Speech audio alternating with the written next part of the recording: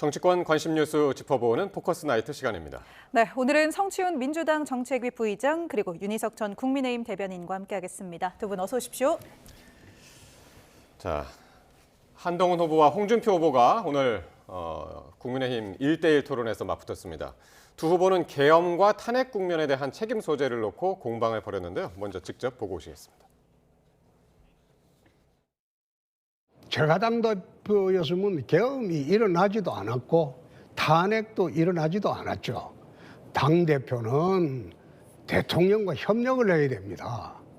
사사건건 깐족되고 사사건건 시비 거는 당대표를 두고 대통령이 참을 수 있었겠습니까? 아까 계엄 말씀하셨는데 홍준표 후보처럼 대통령 옆에서 아부하면서 대통령 기분 맞췄던 사람들이 계엄의 책임이 있습니다. 저는 계엄을 막았던 사람이라는 말씀을 드리고, 한 후보처럼 사사건건 앞에서 깐죽대니까 대통령이 그거 나중에 참을 수 있었겠어요? 오늘 홍 후보님께서 깐죽이란 말 몇 번 쓰시는지 한번 한 나중에 10대 쳐봐야 번 쓸 되겠어요. 거예요. 많이 쓰셔도 됩니다. 네. 앞으로도 계속 쓸 거예요. 네, 한동훈 대 홍준표, 홍준표 대 한동훈 1대1 토론이 1시간 반씩 두 번, 그래서 총 3시간 동안 이제 진행이 됐는데 재밌게 봤다는 분들이 참 많습니다. 네. 두 분 어떻게 보셨는지 참 궁금하네요. 예, 윤 대변인님. 예, 뭐 저도 굉장히 흥미 있게 봤고 또 당사자 격이기 때문에 이제 조마조마하면서 봤습니다. 혹시나 토론 과정에서 좀 감정이 격앙될 수 있는 상황이 벌어질 수도 있어서 근데 네. 그런 상황은 없었던 걸로 저는 생각을 하고 두 분이 가진 그 고유의 캐릭터가 완벽하게 발휘된 3시간이었다고 봅니다. 그런 과정에서 방금 도드라지게 편집이 됐던 뭐 깐족된다라는 말이라든지 뭐 아부하셨던 부분 뭐 이렇게 얘기가 나왔는데 본질은 그게 아니죠. 두 분이 계엄과 탄핵을 두고 보여졌던 정반대의 입장을 표현하다 보니까 저런 좀 뭔가 귀에 딱 꽂히는 표현까지 나온 것인데 판단은 유권자들의 몫이라고 생각합니다. 네. 상대당에서 보기에는 어떠셨나요, 오늘 토론? 좀 부담 없이 볼 수 있으니까 뭐 재밌게 보긴 했는데요.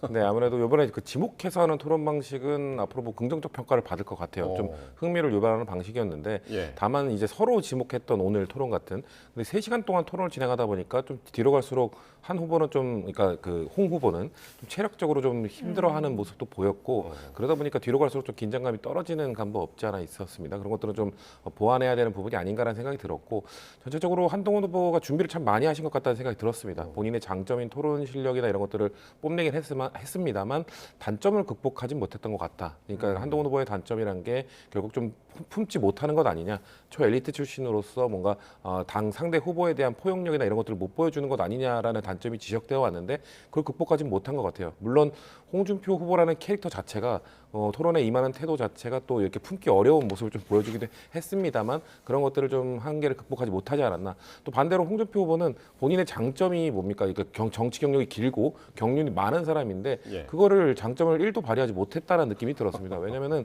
본인이 갖고 있는 이 경륜을 뽐낸다기보다는 그냥 오히려 준비가 안 된 것 같고 질문에 대해서 제대로 대답하지 못하는 모습을 보이면서 그리고 곤란한 질문에 대해서 그냥 약간 뭉개는 모습을 보여줬을 때 홍준표 후보가 갖고 있는 경륜에서 나오는 그 노련한 정치력이 좀 안 보인 토론이었다. 저는 그렇게 봤습니다. 네.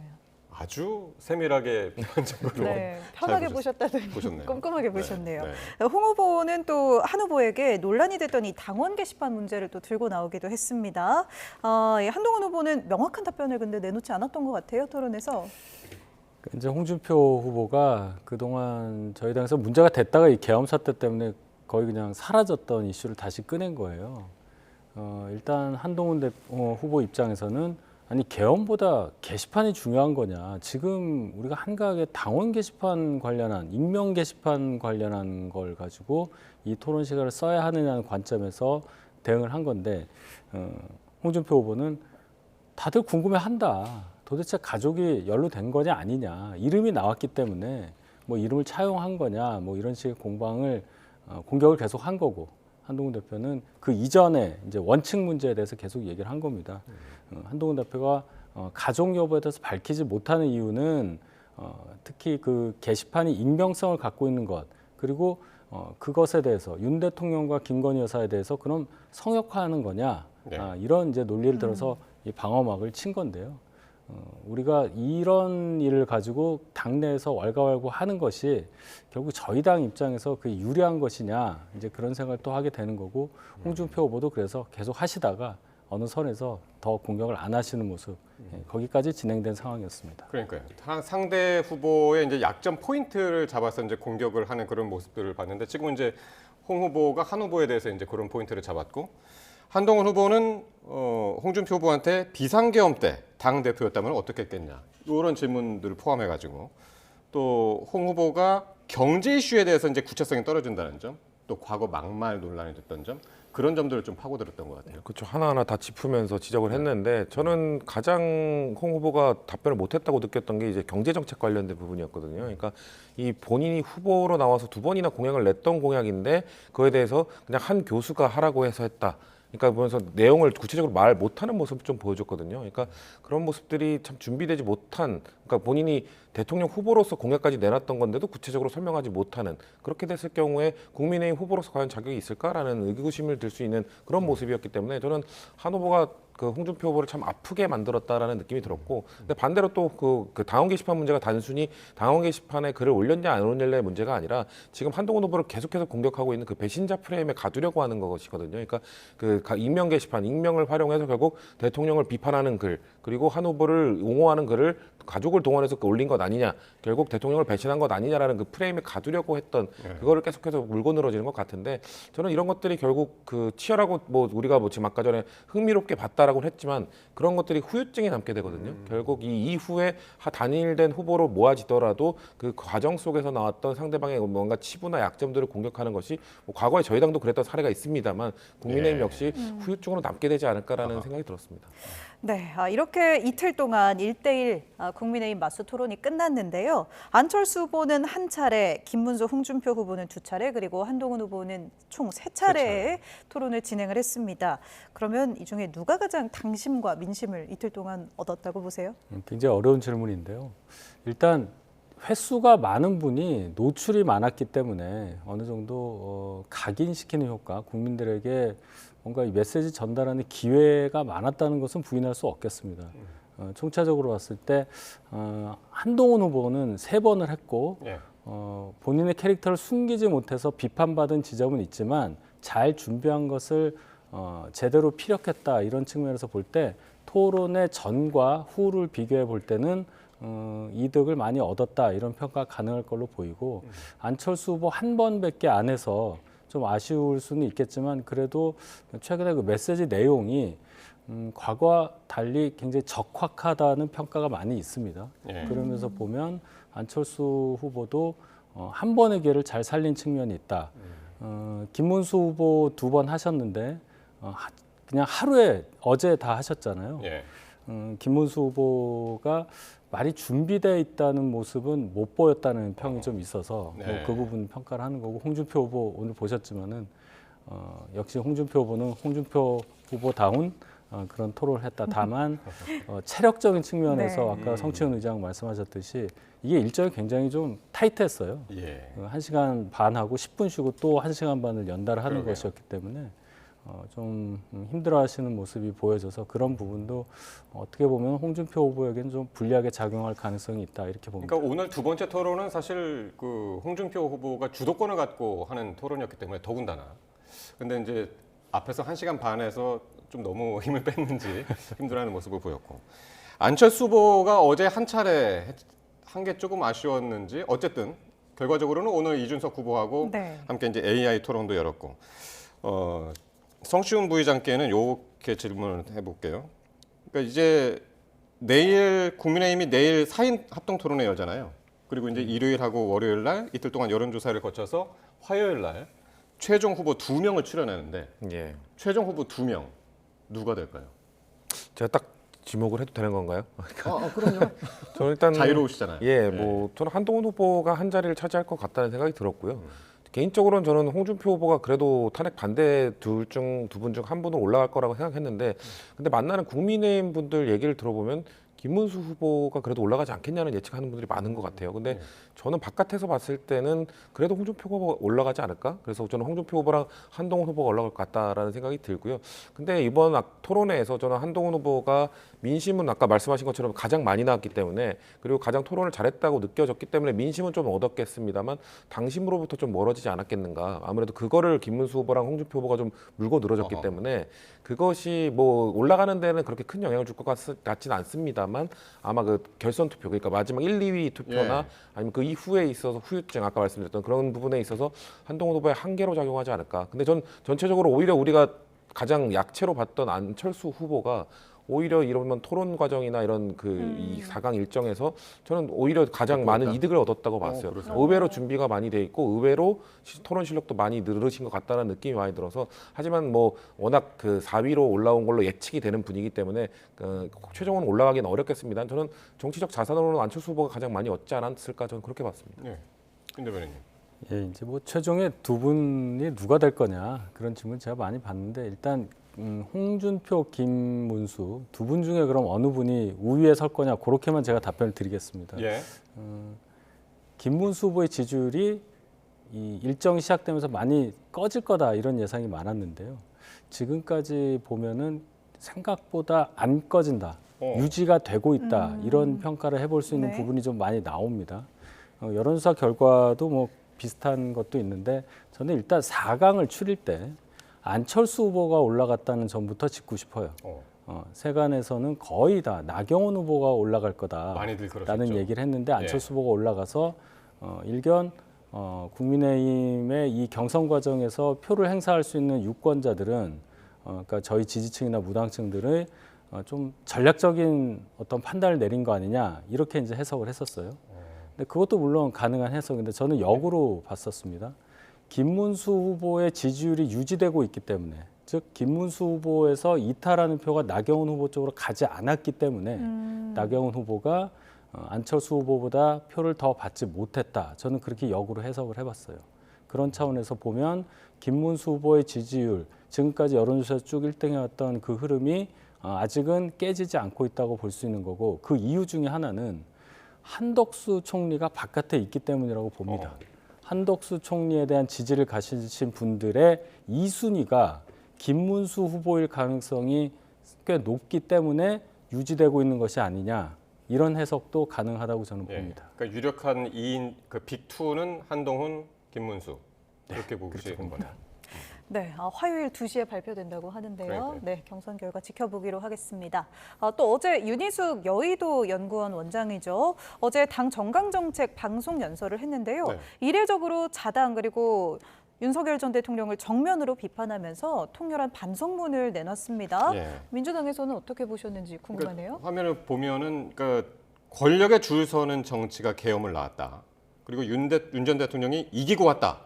그렇게 한 발언이 당의 좌절을 가져왔다. 뭐 이런 네. 이야기들을 쭉 나열을 했습니다. 10분 동안. 전 처음에 헤드라인만 보고서는 윤희숙 원장이 드디어 국민의힘 쪽에서 상식적인 반응이 나왔구나라고 생각을 했어요. 그러니까 당연히 윤석열 전 대통령의 이 위헌위법적인 비상계엄에 대한 그리고 그 이후 보여왔던 이런 헌법 수호의 의지가 전혀 보이지 않는 태도에 대해서 비판하는 목소리가 자주 나왔어야죠. 근데 그런 거에 대해서 주저하는 모습을 보였다가 이번에 처음으로 나온 것 아닌가라는 생각으로 저는 반갑게 봤는데 근데 내용 전체를 보면은 또 그렇게 진정성 있는 사과로 보여지지 않는 부분이 있었어요. 왜냐하면은 결국 민주당 때문이다. 민주당이 뭔가 탄핵을 계속했고 다수의 횡포를 했기 때문이다라는 결국 원인을 또 민주당에서 들이대는 네, 뭐 고름이 터졌다. 그렇죠. 뭐 이런 정치의 이야기를 고름. 했죠. 근데 네. 사실 정치의 고름을 지금 민주당으로 지목을 했는데 사실 윤석열 정부 2년 반 동안 제가 생각하는 정치의 고름은 김건희 여사였습니다. 그러니까 김건희 여사라는 고름을 짜내기 위해서 민주당이 할 수 있는 수단을 모든 걸 다 동원하다 보니 다수의 힘을 이용하는 그런 뭐 탄핵도 소추도 하고 뭐 이런 것들이 다 이루어졌던 것인데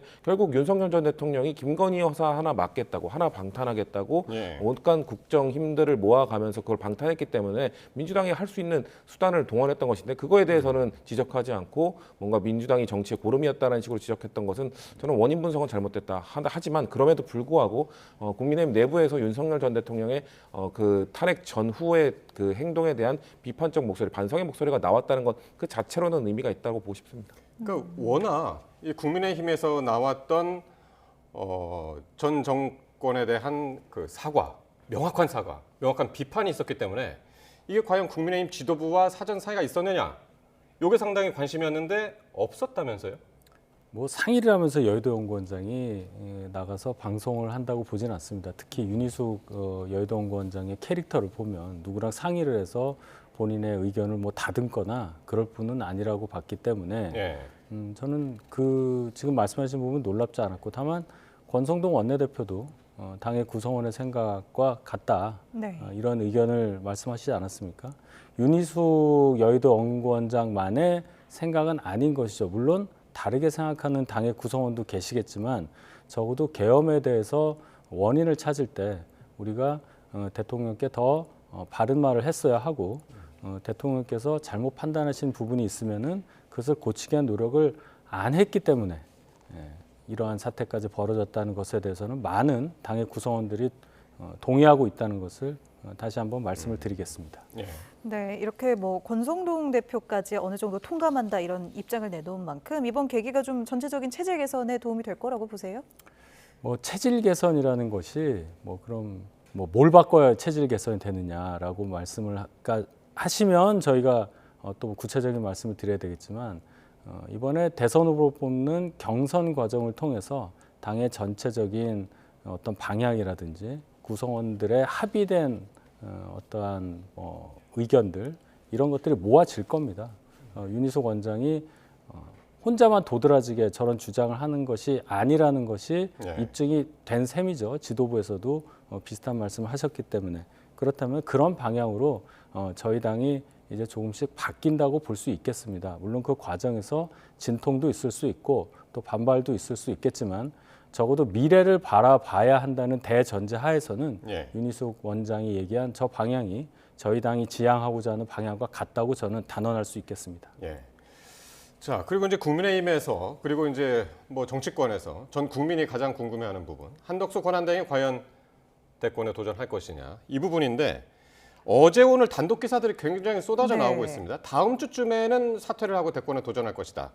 이런 얘기들이 나오고 있고 구체적으로 4월 30일 출마 선언이 나오고 있어서 이 얘기도 윤 대변인께서 먼저 좀 해주셔야겠는데요. 일단 뭐 대선 출마라는 것은 당사자의 결심에 다 달린 일이니까 출마 선언을 하는 순간까지는 어떠한 추측도 그냥 추측에 불과한 것이죠. 물론 그것을 전제로 한 여러 가지 정치적 해석을 지금 하고 있는 건데, 근데 제가 이렇게 보니까 여러 보도들 그리고 이 사실관계가 나오는 것들이 있잖아요. 행보, 한덕수 총리가 요즘 보여주고 있는 행보라든지 발언이라든지 이런 것들을 보면은 확실히 대선을 염두에 두고 움직이시는 것으로는 해석을 합니다. 최종 결심까지 가는 그 과정까지는 미치지 못했지만 적어도 만약에 결심을 하신다면 이 행동들은 결심을 하기 위한 전 단계였구나라고 해석될 만한 일들이 많다는 것이죠. 본인이 뭐 군번이 어떻고 이런 얘기까지 예. 하면서 또 각 지역을 방문하면서 손편지도 남기시는 거 이런 것들을 보면 어느 정도 대선 출마 쪽으로 좀 기울어진 상태에서 행보를 하는 것이 아니냐, 타이밍만 고르시는 게 아닌가 이런 해석이 충분히 가능하겠습니다. 그 보도들의 주요 내용들을 보면 구체적으로 아까 이제 4월 30일 얘기도 나오고 29일 네. 얘기도 나오고 그래서 왜 그런 이야기가 나올까요? 지금 이제 어쨌든 그 보도들을 보면은 취재원들이 한덕수 권한대행의 측근이라든가 그 국민의힘 당 고위 지도부라든가 당 관계자라든가 네. 이런 부분이거든요. 일단 공직자 사퇴 시한이 5월 4일이기 때문에 그 이전에 일단 출마를 한다면 그 이전까지 결정을 해야 되는 것이 있고 4월 29일 날 국무회의를 열잖아요. 근데 국무회의 때 이제 거부권을 행사할 것으로 지금 예상이 되고 있는 상황이기 때문에 그렇다면은 그 거부권 행사에 대한 실효가 되려면 29일 당일날은 사퇴할 수 없다고 합니다. 그렇기 때문에 아마도 가장 빠르게 된다면 4월 30일이 될 것이라는 예측이 나오고 있는 걸로 보여지고요. 저희가 봤을 때는 한덕수 권한대행이 출마할 자격이 없다고 봅니다만 출마를 하더라도 본인이 원하는 바의 뜻을 이룰 수 없을 것이라고 봅니다. 왜냐하면 국민들이 봤을 때는 한덕수 권한대행에게 주어진 역할은 60일 동안 대통령이 없는 기간 동안 위기 관리를 하라고 역할을 준 거잖아요. 근데 60일 동안 지금 위기 관리가 아니라 인기 관리만 하다 나가시는 거거든요. 본인의 대권 행보에 다 준하는 그런 일정들만 소화하고 국무총리로서 해야 되는 대정부 질문이라든지 이런 것들을 불출석하면서 제대로 된 역할을 하지 않으셨거든요.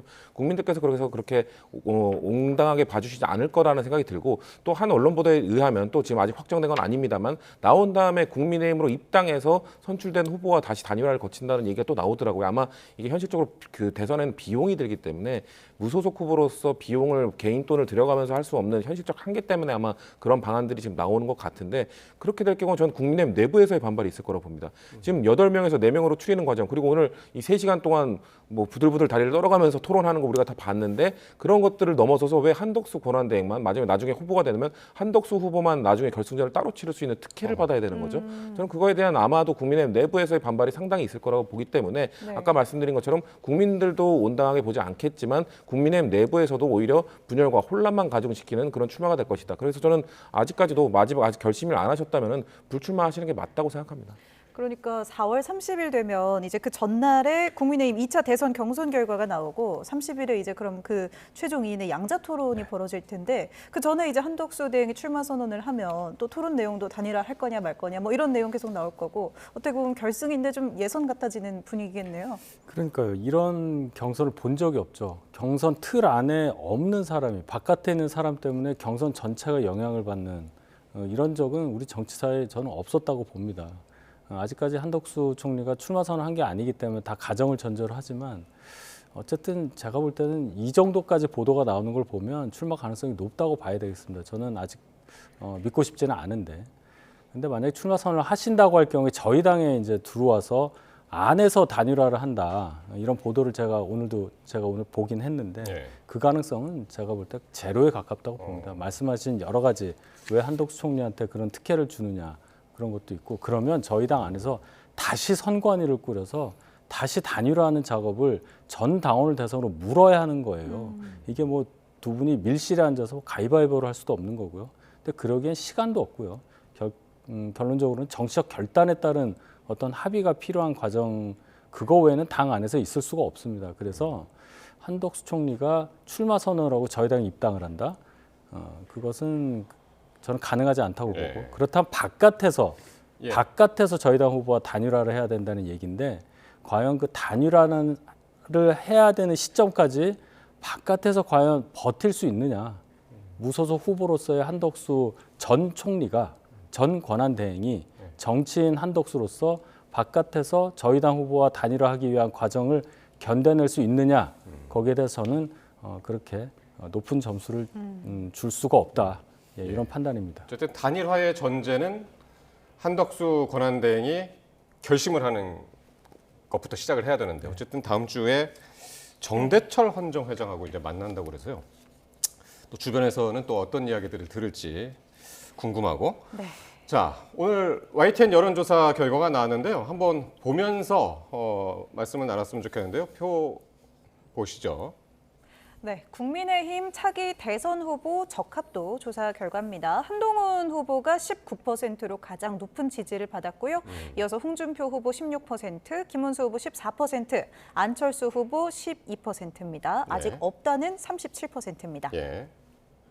자, 국민의힘 차기 대선 후보 적합도 이번에는 국민의힘 지지층하고 무당층 기준으로 해서 그러니까 보면은 한동훈, 김문수 25%로 동률이고요. 홍준표 21, 안철수 9 이렇게 됐고요. 네.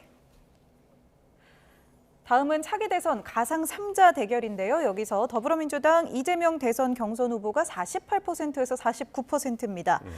국민의힘 후보들보다 최소 20%포인트에서 최대는 27%포인트까지 앞선 것으로 집계가 된 모습입니다. 여기서 보면 이제 이재명, 홍준표, 요 이준석 여기서 봤을 때는 48대 28로 이제 홍준표 후보가 다른 후보들보다는 이제 앞서 있는데 한덕수 후보가 있는 제 가상 3자 대결에서는요. 네, 하나 더 보겠습니다. 49대 29 이렇게 나왔죠. 그러니까 20%포인트 차. 아까 홍준표 후보랑 이재명 후보가 역시 20%포인트 차. 이렇게 나왔습니다. 자, 네. 두 분 어떻게 보셨나요? 잘 보시면 이 네. 지금 가상 3자 대결 이걸 네. 보면은 그럼 상대적으로 그럼 한덕수, 홍준표 이분들이 그래도 차이가 이재명 대표랑 적으니까 가장 경쟁이 있지 않나 하는데 지는 건 지는 겁니다. 그리고 잘 보시면 없다가 적어요. 없다가. 없다 13 예. 여기 나왔고 그렇죠.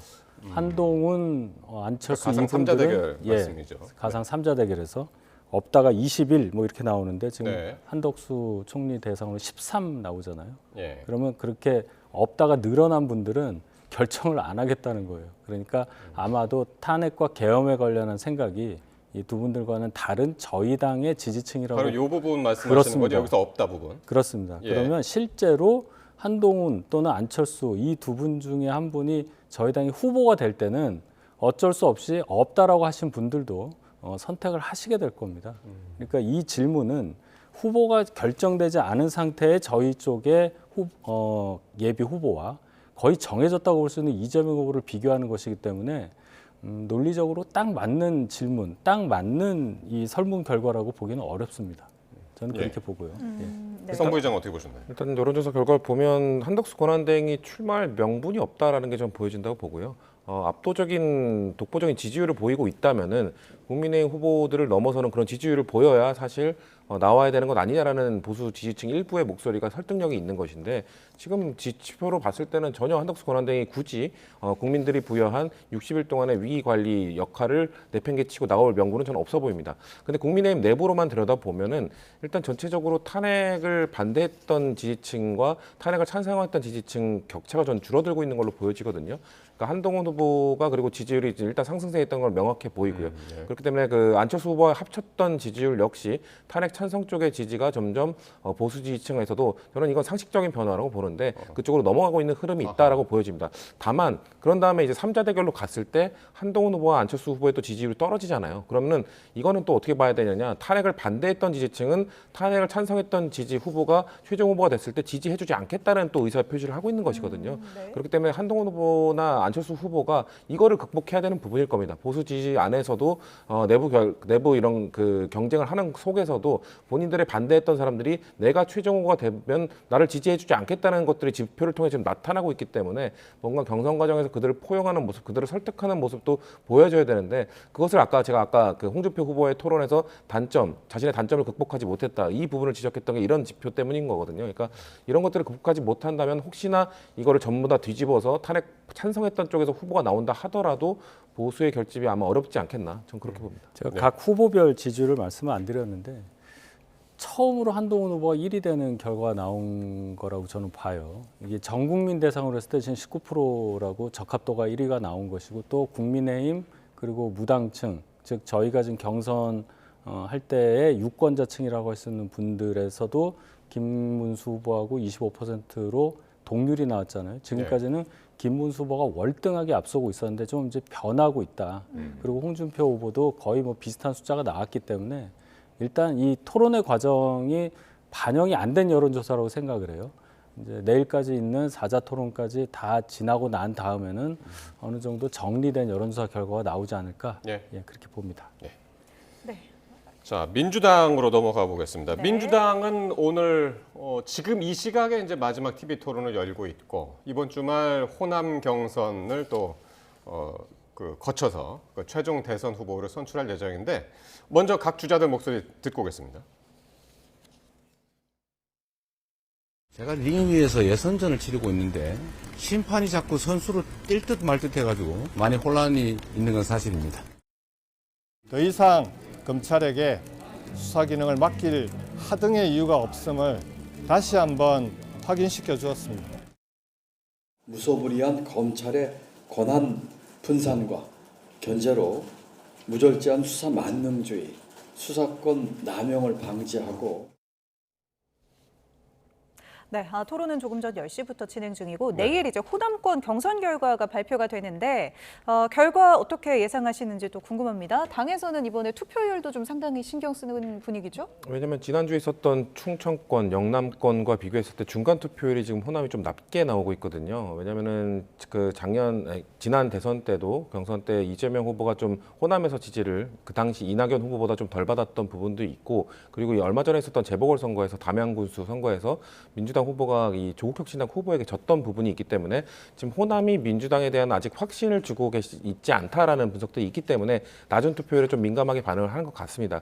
근데 다만 지금 낮게 나타나는 이유는 지난주 그 경선 과정을 거치면서 사실상 뭐 모두가 예측하고 있었습니다만 역시나 그냥 이재명 후보가 안정적으로 되겠구나라는 그런 결과가 나왔기 때문에 그런 어차피 좀 적극적으로 해봐야 결과가 바뀌지 않는 것 아니야라는 생각들이 좀 퍼지고 있는 상황 속에서 전체적으로 투표율이 낮아지는 부분도 있을 것 같고요. 거고요. 다만 그냥 그렇게 치부할 것도 아니고 호남이 아직까지 민주당 후보 그리고 이재명 후보에 대한 의구심을 갖고 계신 분들이 있다면은 그분들의 마음을 어떻게 돌릴 것인지에 대한 전 전략적 차원의 접근이나 분석이 필요하다고 보거든요. 저는 그런 것들이 그냥 다른 게 아니라 그 군수 후보들 김경수 후보나 김동연 후보 등등의 목소리를 어떻게 담아내고 그들과 어떻게 함께할 것인지에 대한 플랜이나 비전을 보여주는 것이 좀 필요하다고 보거든요.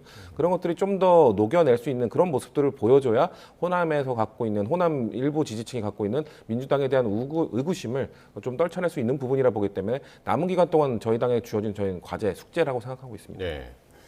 이제 뭐 민주당 최종 후보는 얼마 안 남았습니다. 일요일 날 이제 정해지는 거예요.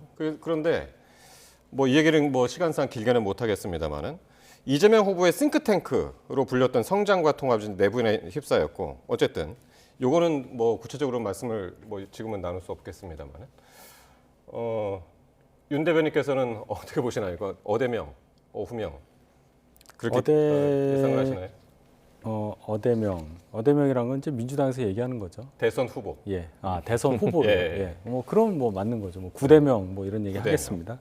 예, 후보로 뭐 이론의 여지가 없을 거예요. 이제 이재명 후보가 민주당이 대선 후보라고 보는 건데 지난 4년 동안 그냥 대선을 향해서 쭉 행보하셨던 분이라고 생각합니다. 저는 중간에 대선 한 번 지시고 당대표 2번 하고 국회의원 2번 하고 그리고 또 다시 대선에 재수를 하시는 분이니까 지금까지 4년 동안에 21년도부터 시작된 행보는 그냥 대통령을 하기 위한 행보였다고 보기 때문에 특별한 건 없는데 다만 자유롭게 활동하고 더 폭넓게 활동할 수 있는 부분은 확실히 이점이라고 봐야 되겠죠. 특히나 이 조기 대선, 저희 당이 배출한 대통령의 탄핵으로 인해서 발생한 조기 대선에 있어서는 절대적으로 유리한 위치를 점하고 있는 것은 사실입니다. 그런데 방금 말씀하셨듯이 본인 싱크탱크 관련한 어떤 잡음도 있고 또 호남에서의 이재명 대표의 입지가 어느 정도냐 그리고 너무 앞서 나간 상태에서 너무 긴장감 없이 본선을 맞이할 때의 어떤 불안감